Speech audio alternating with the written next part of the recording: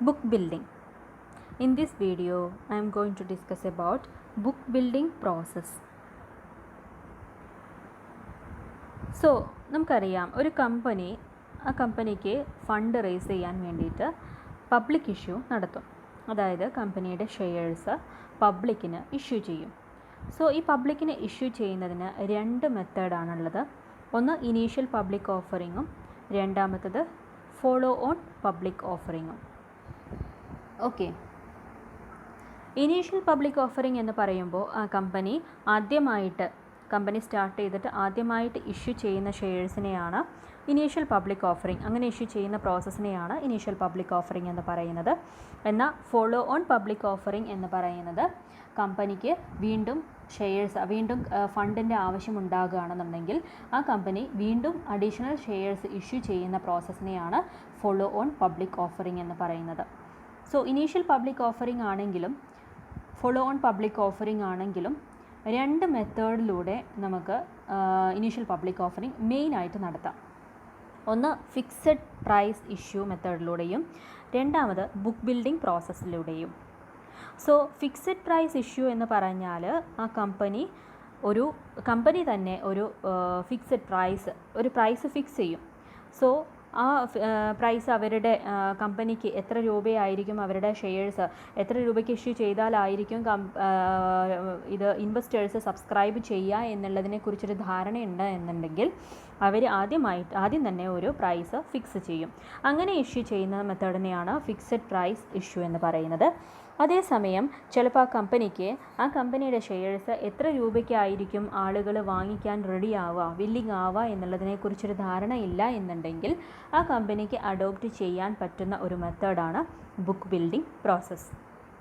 Okay, so book building process അങ്ങനെ വരുന്ന സമയത്ത് കമ്പനിയുടെ ഷെയർസ് ഇഷ്യൂ ചെയ്യുവാൻ എത്ര രൂപയ്ക്കാണ് ഇഷ്യൂ ചെയ്യേണ്ടത് എന്നുള്ളതിനെക്കുറിച്ചിട്ടുള്ളൊരു ധാരണ ഇല്ലെങ്കിൽ ആ കമ്പനി അപ്രോച്ച് ചെയ്യേണ്ടത് ഒരു ലീഡ് മെർച്ചൻറ്റ്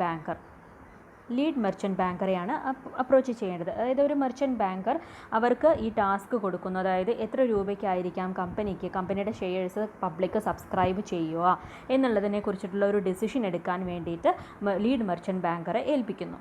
ആ മെർച്ചൻറ്റ് ബാങ്കറെ പറയുന്ന പേരാണ് ബുക്ക് റണ്ണർ എന്നും അറിയപ്പെടുന്നു. ഓക്കെ, അപ്പോൾ ഈ ബുക്ക് റണ്ണർ എന്താ ചെയ്യുകയെന്ന് വെച്ചാൽ കമ്പനിയുടെ നാച്ചർ ഓഫ് ബിസിനസ്സും അതുപോലെ കമ്പനിയുടെ സ്കോപ്പ് അതൊക്കെ നോക്കിയിട്ട് കമ്പനിക്ക് എത്ര രൂപ മുതൽ എത്ര രൂപ വരെ ഫിക്സ് ചെയ്യാം എന്നുള്ളതിനെക്കുറിച്ചിട്ടുള്ള ഒരു തീരുമാനമെടുക്കും. അതിൻ്റെ അടിസ്ഥാനത്തിൽ അവരൊരു പ്രൈസ് ബാൻഡ് ഫിക്സ് ചെയ്യും.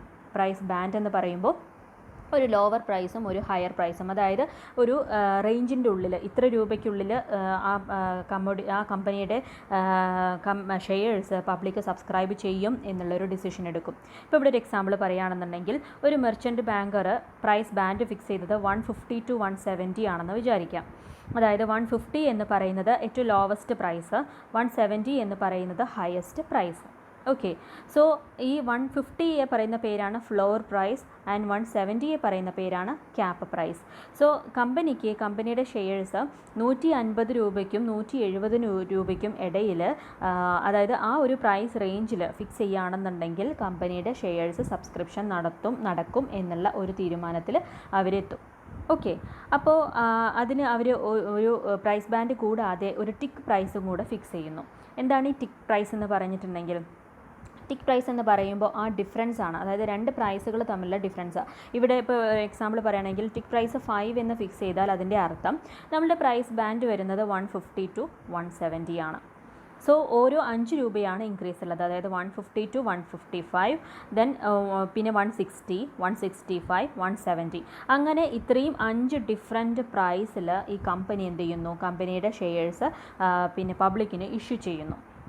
അതായത് 150 to 170 ഇടയിലുള്ള ഒരു പ്രൈസ് ഫിക്സ് ചെയ്യാം എന്നുള്ള തീരുമാനം മെർച്ചൻറ്റ് ബാങ്കർ എടുത്തു കഴിഞ്ഞാൽ ടിക്ക് സൈസും അവർ ഫിക്സ് ചെയ്ത് കഴിഞ്ഞാൽ ഈ ഡിഫറെൻറ്റ് പ്രൈസ് റേഞ്ചിൽ, അതായത് 150ക്ക് ഇഷ്യൂ ചെയ്യാം, 155 ഇഷ്യൂ ചെയ്യാം, 160 ഇഷ്യൂ ചെയ്യാം, 165 ഇഷ്യൂ ചെയ്യാം, 170 ഇഷ്യൂ ചെയ്യാം.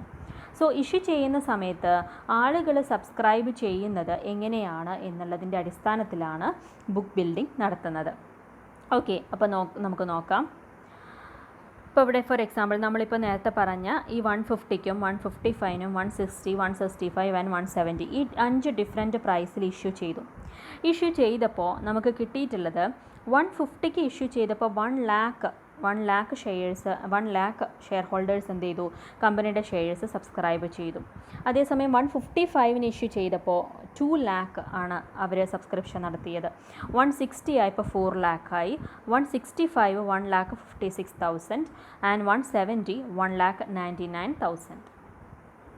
ഓക്കെ, സോ ഇങ്ങനെ വരുന്ന സമയത്ത് ഇതിൽ നമ്മൾ എന്ത് ചെയ്യുന്നു, ഏറ്റവും കൂടുതൽ സബ്സ്ക്രിപ്ഷൻ ഏത് പ്രൈസിനാണ് വന്നിട്ടുള്ളത് എന്ന് നോക്കാം. സോ ഇവിടെ 4 ലക്ഷം സബ്സ്ക്രിപ്ഷൻ വന്നിട്ടുള്ളത് 160 റുപ്പീസിന് ഇഷ്യൂ ചെയ്ത സമയത്താണ്. ഓക്കെ, സോ 160 റുപ്പീസിന് ഇഷ്യൂ ചെയ്തപ്പോൾ 4 ലക്ഷം ഏറ്റവും കൂടുതൽ സബ്സ്ക്രിപ്ഷൻ വന്നു. അതായത് പബ്ലിക് കോമൺലി ആക്സെപ്റ്റ് ചെയ്യാവുന്ന ഒരു പ്രൈസ് എന്ന് പറയുന്നത് 160 ആണ് എന്നുള്ളൊരു തീരുമാനത്തിലെത്തി. സോ അങ്ങനെ നമ്മൾ ഈ 160യെ കട്ട് ഓഫ് പ്രൈസായിട്ട് ഫിക്സ് ചെയ്യുന്നു. ഓക്കെ, അപ്പോൾ ഈ 160 ആണ് എന്ത് കട്ട് ഓഫ് പ്രൈസായിട്ട് വരുന്നത്. സോ കട്ട് ഓഫ് പ്രൈസ് എന്ന് പറയുമ്പോൾ നമ്മൾ ആദ്യം ഒരു ഇഷ്യൂ പ്രൈസ് ഫിക്സ് ചെയ്യുന്നില്ല. ഇവിടെ എന്താണ്, മെർച്ചൻ്റ് ബാങ്കറാണ് ആ ഒരു പ്രൈസ് റേഞ്ച് ഫിക്സ് ചെയ്തിട്ടുള്ളത്. ആ പ്രൈസ് റേഞ്ചിൽ നിന്നും നമ്മളൊരു ഒരു ഫിക്സഡ് പ്രൈസ് നമ്മൾ എന്ത് ചെയ്യുന്നു, അതിൽ നിന്നും ഫൈനലി സെലക്ട് ചെയ്യുന്നു. ആ സെലക്ട് ചെയ്തിട്ടുള്ള പ്രൈസിനെയാണ് കട്ട് ഓഫ് പ്രൈസ് എന്ന് പറയുന്നത്. So cut off price fix ചെയ്തത് എന്തിൻ്റെ അടിസ്ഥാനത്തിലാണ്, നമ്മൾ പല റുപ്പീസിന് സെയിൽ ഇഷ്യൂ ചെയ്തപ്പോഴും അതിൽ ഏതിനാണ് ഏറ്റവും കൂടുതൽ സബ്സ്ക്രിപ്ഷൻ വന്നിട്ടുള്ളത് എന്ന് നോക്കി. ആ സബ്സ്ക്രിപ്ഷൻ വന്നിട്ടുള്ളതിൽ ഏറ്റവും കൂടുതൽ സബ്സ്ക്രിപ്ഷൻ വന്നിട്ടുള്ള 4 ലക്ഷം രൂപയ്ക്കാണ്. സോ 4 ലക്ഷം ഷെയർസാണ് സബ്സ്ക്രൈബ് ചെയ്തിട്ടുള്ളത്. സോ അത് 160 രൂപയ്ക്കായതുകൊണ്ട് അതിനെ നമ്മൾ കട്ട് ഓഫ് പ്രൈസായിട്ട് ഫിക്സ് ചെയ്തു. ഓക്കെ, സോ ഇവിടെ നമ്മൾ ബുക്ക് ബുക്ക് ചെയ്യുകയാണ് ചെയ്തിട്ടുള്ളത്. ഇത്ര രൂപയ്ക്ക് എന്നുള്ളത് ആദ്യമേ ബുക്ക് ചെയ്തു.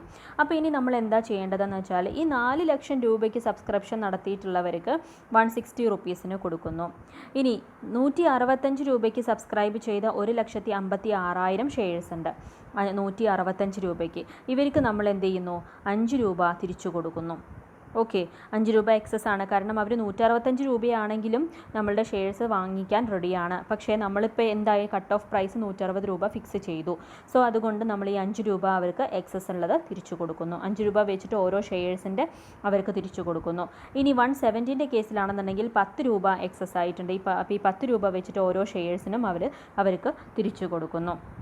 അപ്പോൾ 160 രൂപയ്ക്കുള്ളവർക്ക് അതേപോലെ തന്നെ അവർക്ക് ഈ 4 ലക്ഷം രൂപയുടെ അവർ ഫിക്സ് ചെയ്തിട്ടുള്ള പ്രൈസിൽ തന്നെ ഇഷ്യൂ ചെയ്യുന്നു.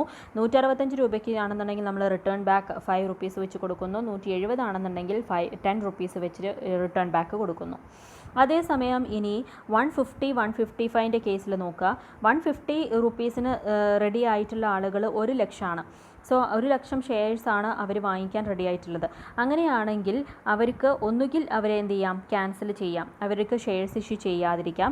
ഇനി അതല്ല, അവർ 160 രൂപയ്ക്ക് വില്ലിംഗ് ആണ് എന്നുണ്ടെങ്കിൽ 160 രൂപ സ്പെൻഡ് ചെയ്യാൻ വില്ലിംഗ് ആണ്, പക്ഷേ അവർ 150 രൂപയ്ക്ക് കിട്ടുകയാണെന്നുണ്ടെങ്കിൽ നന്നായിരുന്നു എന്നുള്ള രീതിയിലാണ് 150 രൂപയ്ക്ക് വാങ്ങിയിട്ടുള്ളത് എന്നുണ്ടെങ്കിൽ എക്സ്ട്രാ 10 രൂപ അവരുടെ അടുത്തുനിന്ന് വാങ്ങിക്കാം.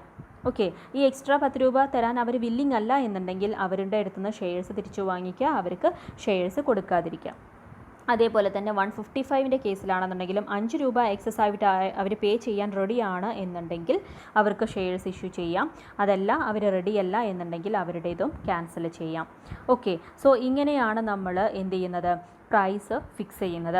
സോ ഈ ബുക്ക് ബിൽഡിംഗ് പ്രോസസ്സ് എന്ന് പറയുന്നത് ആക്ച്വലി ഒരു പ്രൈസ് ഡിസ്കവറി മെക്കാനിസമാണ്. നമ്മളുടെ കമ്പനിക്ക് എത്ര പ്രൈസാണ് നമ്മളുടെ ഷെയർസിന് ഫിക്സ് ചെയ്യേണ്ടത് എന്നുള്ളതിനെ കുറിച്ചിട്ട് അതിന് നമ്മൾ എടുക്കുന്ന ഒരു മാർഗമാണ് ഈ ബുക്ക് ബിൽഡിംഗ് പ്രോസസ്സ്, ഈ ഒരു മെത്തേഡ്. അതുകൊണ്ട് ഈ മെത്തേഡിനെ പറയുന്ന പേരാണ് price discovery mechanism or book building process. Okay.